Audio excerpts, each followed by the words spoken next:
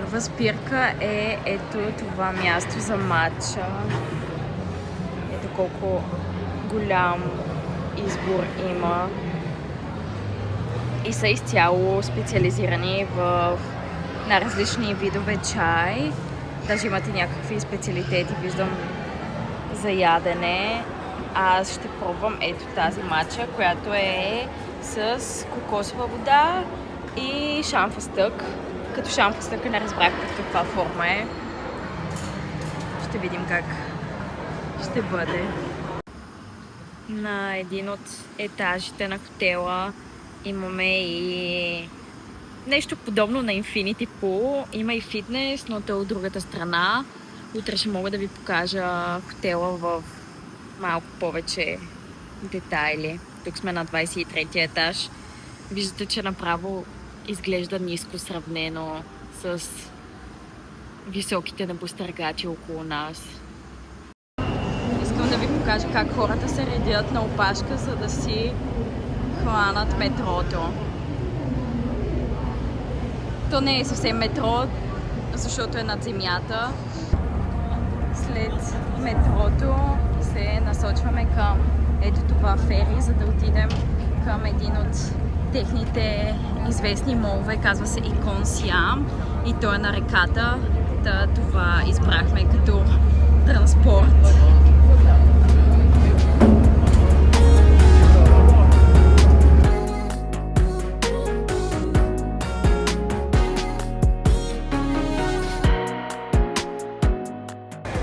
В този мол задължителна спирка е този фуд корт и има ето такъв флоутинг базар. Са се опитали по модерен начин да репрезентират традиционните тайландски базари с лодките и с стрит фуд сергиите. И тук има буквално всичко. Ние тепърва започваме да разглеждаме и ще си избираме какво да ядем. Тук правят традиционно кафе и чай. Ето отзад виждате пак този стил на floating market. Ето тук някакви техни местни специалитети, скорпиони и най-различни други насекоми. Тук какво продават? И аз не знам какво е това. Някакви като бухтички.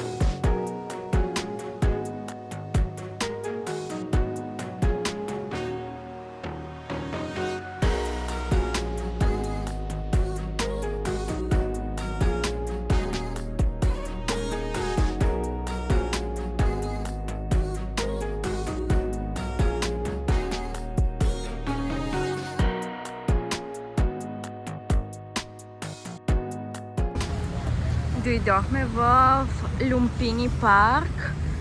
Дава малко вид на Централ парк в Ню Йорк и много често се прави тази асоциация. Люмпини се оказа, че е родното място на Буда в Непал и заради това така е кръстен, много добре поддържане и е в страхотен контраст с останалата част, както модерната, така и традиционната. Този парк е също известен и с вараните, които се разхождат наоколо, все още не сме ги видели. Ще ви ги покажа, ако имаме късмета да се срещнем с тях. Стоят толкова неподвижни, че направо в началото си помислих, че не са истински. Ето тук и другия наблюдава.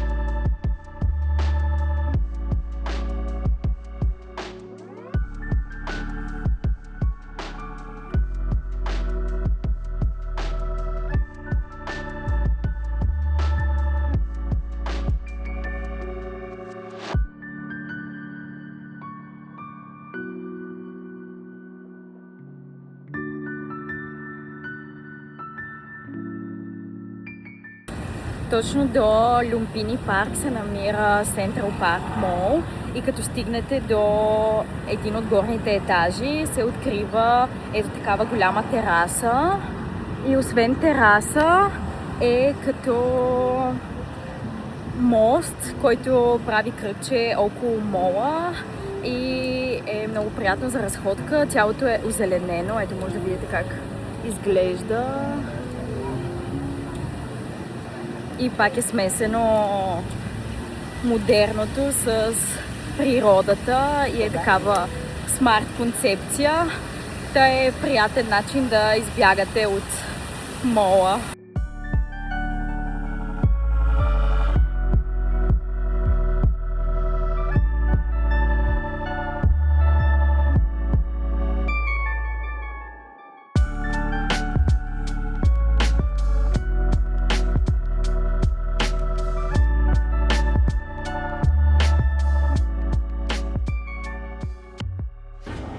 Също едно много известно място за матча и виждате интериора колко е специфичен и всичките им места са направени по този начин.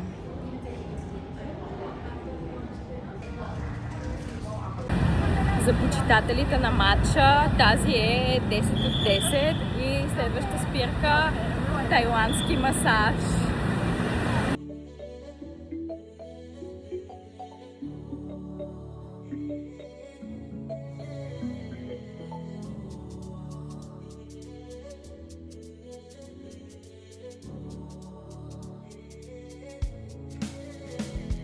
Bad girl, backbreaker. She a belly dance, she a entertainer. She make that ripple, every man want take her. And every time you see me give thanks for your maker.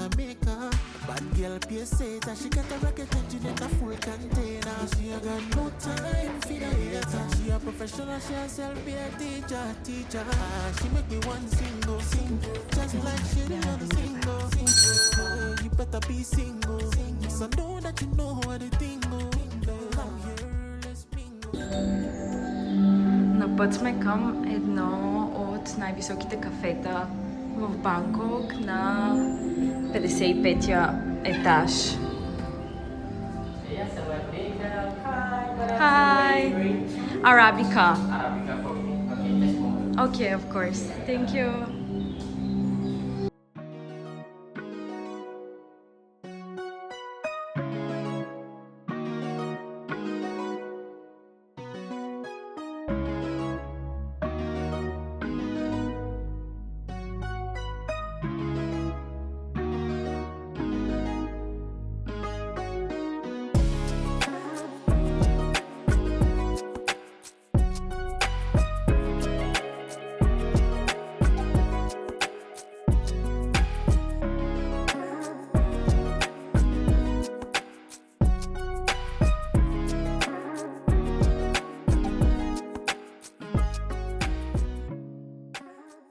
в това кафе. Всичко е с зайчета и вижте, дори леда е направен с този елемент. Дойдохме до най-известното място за пад тай в Банкок. Казва се Тип Самай. И концепцията, понеже винаги има много хора, които се редат да чакат на опашка. Ето, виждате, тук зад дървото са всъщност чак пред нас. Дават ви менюто, избирате си какво ще ядете, отбелязват го ето тук. И като седнете, съответно ви го сервират, за да не се задържат хората на опашка. Сега ще видим дали си заслужава.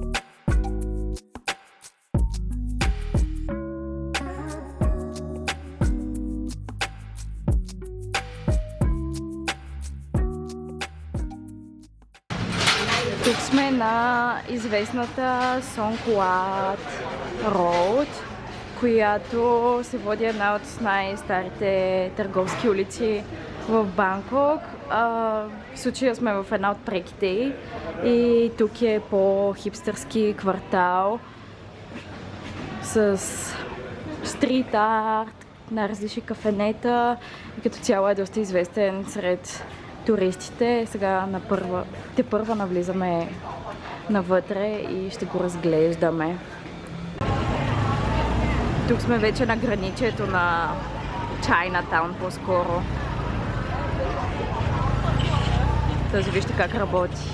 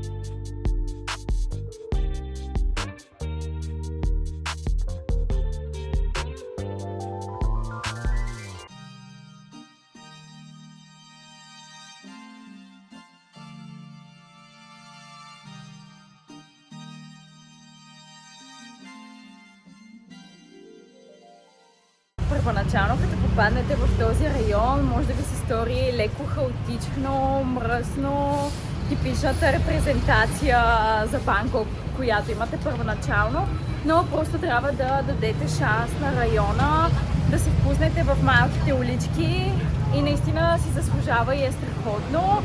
Даже ми направи впечатление, че няма толкова туристи. Има, но съвсем от азиатски произход, така че все още е като някакво скрито кътче. Аз ще ви сложа локациите на улиците, които посетихме и които си заслужават, така че да не ги търсите сами. Но е много интересно и половин ден си заслужава да дойдете, да пиете едно кафе, да пробвате нещо по-различно. Има стрит фуд, за снимки също е много хубаво и естетично и добрено е.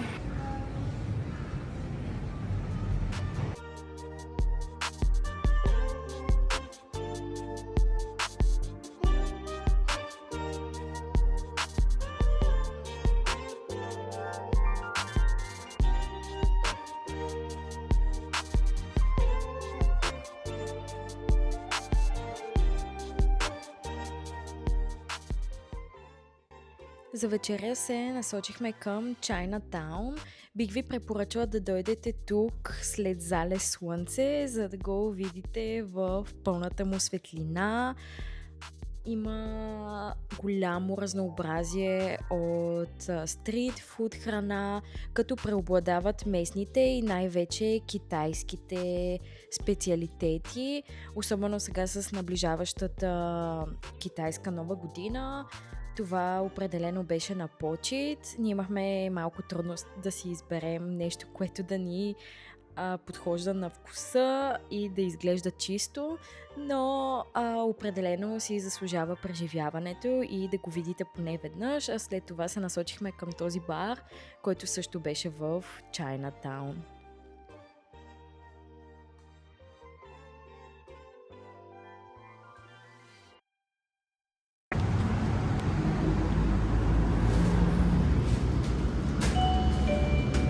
Когато този звук го чуете, няма как да се объркате, че сте в 7-Eleven. Този магазин тук в Тайланд го има на всяка една крачка. Има много неща, които само тук ги продават, така че ще напазаруваме сега и после ще ви направя хол, да ви покажа какво сме си взели. Дойдохме до Кралския дворец и храмът на изумрудения Буда, на английски Гранд Палас и Уат Пра, ако правилно го произнасям. Тук вече не е резиденция на краля от много време, по-скоро си е главна туристическа атракция. Ето сега да видим дали ще мога да ви покажа и туристите, да и ще разберете, че сте в храм по тези поли и панталони на слончета. Даже ето да ви покажа, мен ме облякоха с тениска на слончета, защото не приемат нищо друго външно. И така сега се запътваме да го видим и отвътре.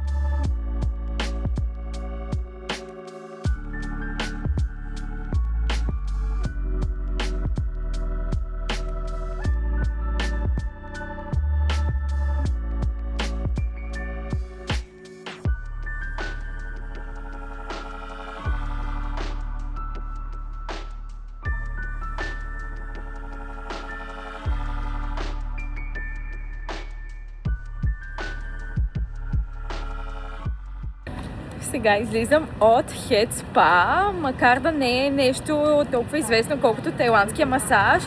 Пак бих казала, че за Банкок конкретно е нещо много типично. Не съм сигурна за другите части на Тайланд, но интересно е. Включва между 10-15 стъпки, най-различни форми на масаж, измиване на скалпа. Също включва тук зоната на рамената и врата. Моя пакет беше 90 минути, заедно с процедура за лице. Не бих казала, че е само за жени, така че ако мъжете също проявяват някакъв такъв интерес да пробват нещо традиционно, е определено процедура, която може да си запишете в списъка, ако имате 1 час свободен и искате да се отпуснете от топлината и да си починете от туристическите атракции. Много интересно е.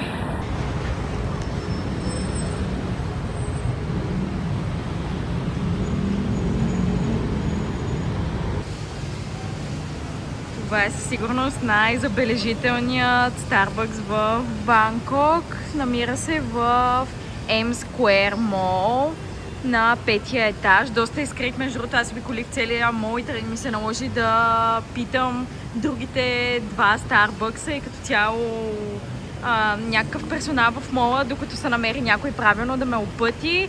Така че, ако не го знаете и не го търсите специфично, шанса да попаднете на него е по-скоро рядкост. Така че, ако идвате, си го запазете и елате за едно кафе.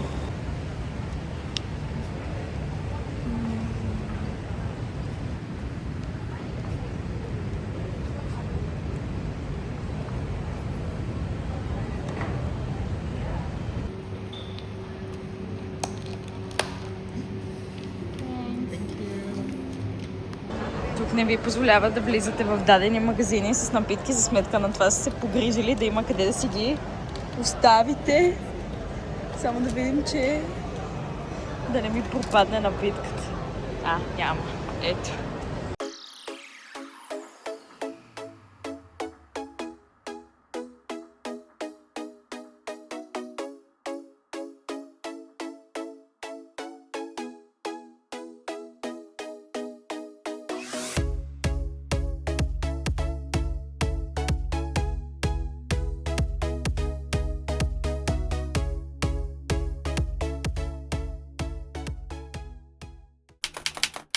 Време е да ви направя един 7-Eleven haul.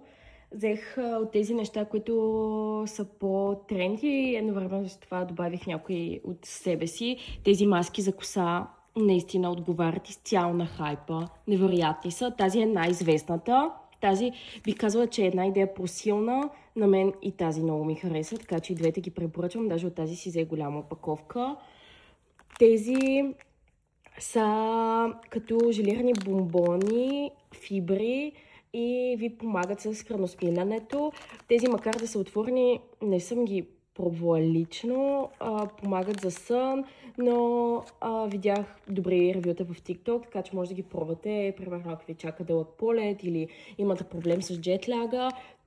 Тези не са вайрал, но за съжаление от личен опит ми се наложи да ги пробвам за болки в стомаха. Помагат. Наистина добри са. Мисля, че са на билкова основа. Тези са с мента, имаше с лимон, портокал. Това са електролити. Има една вайрал напитка в TikTok, която е с витамин С, електролити и вода. Си го разбивате като шейк. Не са лоши. Пак нещо, което просто е известно в 7-Eleven. Това е невероятно. Ето така изглежда. Вътре е пълно с най-различни билки. Аз в Истанбул съм пробвала такова, което е с мента. Така ви отпушва синусите. Доста е силно, но има и по-силна версия. Синята е по-силна. Невероятно е. За някой може да дойде малко прекалено, но дори да не го използвате в ежедневието, ако ви се появи такава нужда, е много хубаво натурално средство. Тази паста за зъби стана много вайрал за избелване. Не съм я пробвала. Взех я по-скоро за подарък, но видях добри резултати. Това не мисля, че е нещо, кой знае. За женската аудитория има страшно много такива червила за помпване на устни, има много маски, серуми, просто на мен нищо толкова не ми привлече вниманието и минаваме на частта за храната. Пак, това е много подбрано, пълно е с толкова много различни снаксове и неща. Ето тук на Лейс взех с пикантен калмар, това е с лобстър, това е с нори. Киткат не е толкова известен, колкото в Япония, но пак има различни вкусове. Матча, което е нещо супер, традиционно за там. С ягода. Други видове, честно казано, не помня да имаше много различни или интересни. Това си е тяхна тайландска марка за тези солети. Аз съм ги виждала и на други места, но просто тук има по-различни вкусове. Това е с манго и маракуя, матча. Това е с almond butter, т.е. бадемово масло. Има също много други видове като вкус. Това е наистина 10% да не кажа и по-малко от нещата, които може да си купите или са известни. Та просто, ако ходите към Тайланд, може да си отворите TikTok, Instagram и да напишете 7-Eleven Haul и да видите какво ще ви излезе. Има супер много препоръки, но и на място ще може да се ориентирате. Просто още е, че всичко е на тайландски. Ето вижте примерно тук. Хубаво ще пише, че са електролити, но не може да се ориентирате. Това е абсурд. Тук трябваше да питам за болки в стомаха и те както не разбират английски, трябваше с жестове да се оправим. Те има някои неща, които не са много ясни. Ако не ги знаете, малко трудно да се ориентирате. Ето това, примерно, също ако не знаете какво е, ходете, разберете, че са билки. Да, това е моя шопинг. Исках накратко да ви предам впечатленията си от Банкок, защото докато снимах, ще да бъде малко трудно всичко да ви кажа, пък и ми трябваше време да се ориентирам и да си ги създам сама за себе си. Така, първо, противно на очакванията, въобще не е този супер хаотичен, мръсен, миризлив град, който може би много хора си представят, че или аз лично, може би имах нещо такова на ум, но е супер организиран, хората са много дисциплинирани, даже като ходите по някакви малки пасажи е разделено така, че да знаете от коя страна да минете. Има регулировчици навсякъде, пешеходците са с предимство където и да сте, дори да няма светофар, ще ви пуснат да минете. В метрото хората се редат като войници в линии, за да се качат. Няма хаос, колкото и хора да има, защото в Банкок принципно е лудница от туристи, местни и е много голям град. Не съм била в Токио, но ми дава едно такова усещане за подреденост и дисциплинираност на народа, което ви кара само по себе си да се чувствате супер безопасно. Навсякъде има полиция. Не очаквах да има толкова много ред в хаоса. Говорейки за това, че е мащабен град, бих ви препоръчала да си разделяте пътуването на зони при планирането. Ако ще гледате храмовете, съчетайте го с нещата, които сте решили да правите или местата, които искате да посетите около реката. Така че и от гледна точка на транспорт и придвижването да ви е удобно, защото в Банкок има супер много трафик. Примерно може да ви показва 20 минути с кола, но да отнеме 40. Уви, градски транспорт е страхотен, чист, бърз, удобен. Най-разпространената форма е BTS. Това е тяхното надземно метро. Аз ви го бях показала. Просто не всички зони са добре свързани. Някой път трябва да се прекачвате и примерно ако ще 20-30 минути с кола, с градски транспорт, може да е час и половина, примерно. Ако сте повече хора, бих казала, че е оправдано да си взимате таксита. Много достъпни са от страна на цена и Grab и Bolt функционират там, така че много лесно и удобно. Другото, кеш, почти навсякъде трябва. Дори в 7-Eleven, примерно имате една минимална сума, под нея трябва кеш. На стритфуд пазарите няма да го коментирам, но примерно ето билет за BTS, ако искате да си вземете, пак кеш. Насякъде има банкомати, може да обмените, даже под нашия хотел имаше такава като машина за обмен на валута и не е нужно някой да ви обслужва, няма работно време. Там почти всичко работи 24/7, така че няма нужда да се притеснявате къде да ходите. Всичко е толкова добре уредено и е удобно. Просто наистина много комфортен живот водят хората там. Поне На първо четене това бих могла да кажа. Като заключение, наистина има много неща, които да се правят. Постоянно има нещо ново. Така че, като си организирате пътуването за там, следете най-новите активности, също си направете проучване. Аз се опитах да ви покажа някакви неща, които са, може би, извън най-познатото и туристическото, но Банкок за мен не е град, който да се види за един ден преди да се отиде до Пукет или до Краби. Може да прекарате и седмица там и пак ще има всеки ден какво да правите и да имате динамична програма. Смятам, че е доста подценявана дестинация и много хора го използват като просто трансфер, за да отидат до островите. Да, може, но просто предлагам много повече от 3 храма и един мол. Защото повечето хора имам чувство, че това им е програмата и на вечеря на стритфуд маркет. Останах толкова приятно очарована. Аз заминах с позитивна настройка, но ми надмина очакванията. Определено бих се върнала. Това за малко градове мога да го кажа.